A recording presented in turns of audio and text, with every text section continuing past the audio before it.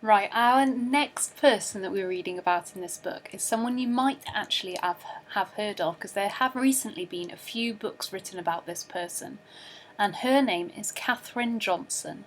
She was a mathematician, a physicist, and she was born in the USA in 1918, and she is still alive. Katherine Johnson's extraordinary intelligence, fierce willpower and determination, never to be defined by gender or race, led her to some truly phenomenal achievements. She always loved numbers. Her teachers recognised her great promise early on. She left school for university at 14, getting a maths degree at just 18, an achievement even more amazing at a time when education for most black girls finished before the end of school. Her professor said, "I think you'd be a great research mathematician." She asked, "What's that?" And he replied, "That's for you to find out," and left it at that.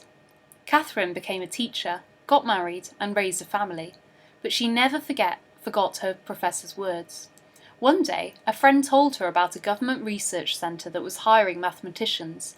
Katherine applied, and was overjoyed to find herself offered her dream job as a research mathematician. Engineers would give her reams of data, and she loved working through every line, solving equations like a human computer. When assigned to the Flight Research Division, she asked, always inquisitive, if she could attend briefings with the engineers. "Women don't go to those," she was told. "Is there a law?" she fired back. "Well, no," came the reply. So she went. Soon she was calculating flight paths for the Mercury spacecraft, working out exactly when Alan Shepard, America's first astronaut in space, had to launch and land. During the flight she was very nervous, and relieved that her calculations were correct, as he came back safely.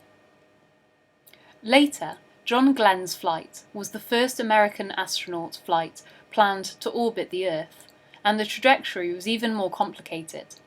Although electronic computers had been introduced, Glenn insisted that Katherine check all the numbers. "If she says it's right, it's right." She went on to calculate the trajectories of the Apollo flights, getting humans to the moon for the very first time. Katherine worked at NASA until she retired in 1986. She always did her best on everything she worked on, so she never had to be asked to do it a second time. Over the years, she has received numerous awards, including the Presidential Medal of Freedom, but some of her most treasured mementos are the letters from young schoolchildren, inspired by her work, and the way she broke down race and gender barriers. Her love of numbers and dedication to her work meant she went from counting everything around her to changing everything around her. And here is an illustration of Katherine Johnson. If you want to know, you ask the question. There is no such thing as a dumb question. It's dumb if you don't ask it. And again, I think that's a really good quote and a good point. It is important to ask a question. I used to feel quite silly asking questions sometimes, but quite often when you do ask a question, it turns out that lots of other people are thinking of asking the same question anyway, so really you're probably just helping them out. I'm sure you can understand why lots of books have been written about Katherine Johnson. She does sound like a pretty amazing lady. And even more amazing that she's still alive. She must be about 103 now.